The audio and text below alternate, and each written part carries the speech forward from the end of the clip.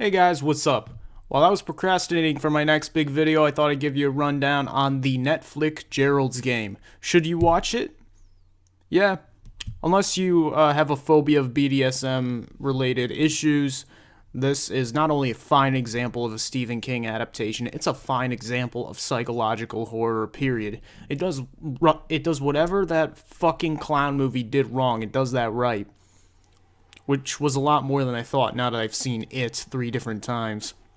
But this also blows Mother straight out of the water. This is how you explore a tortured female psyche. A performance we can actually connect with, a script that sounds natural and unforced.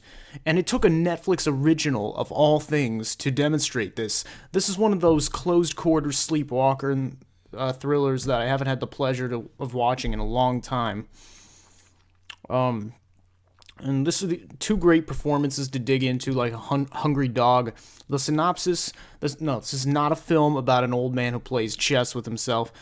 This film is about a middle-aged discount David Hasselhoff named Gerald, who handcuffs his luscious green-eyed wife, Jessie, to a bed for his own sadistic amusement, then ODs on Viagra and dies on top of her, leaving her to fend for herself with a very curbed wingspan. Call it sexual chess, perhaps. But boy, is this movie not at all what you expect it to be. And I haven't read any of Stephen King. I wish I read half as much as I write, but my ADHD has only worsened over the years. So I can't compare this to the book. I don't care about the book because this is a movie. I'm not reviewing the fucking book. So let's just get that idea out of your head. The movie is slow as oatmeal dripping down an ass crack and doesn't focus too much on the technical aspects of the escape arts. This woman is clearly not a gymnast, nor is she a Houdini stunt worker. She doesn't even use her legs when she probably should. It's probably the best idea. She just kind of lays there and bides her time and sorts through her childhood trauma through most of the film, and the memories that she revisits really resonated with me. The film really feels like one long restless night. Nights I've had to endure almost every night of my miserable, fucked up existence. And it doesn't try to be vague or elusive, it communicates her inner qualms to a T, and this was the right approach, because I don't think seeing a string of close calls and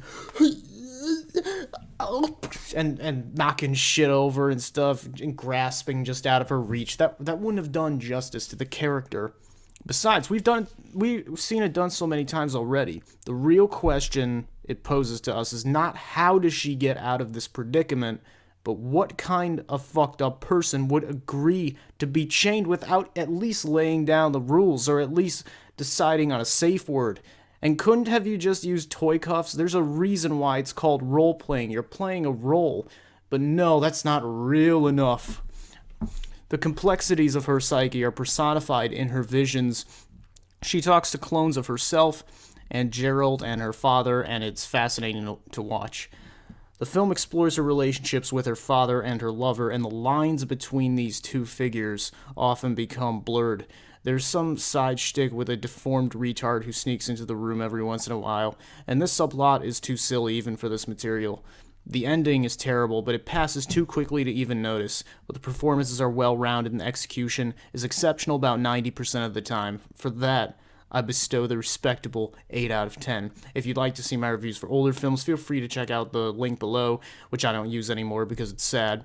And my IMDb page is also linked if you see if you can share my preferences.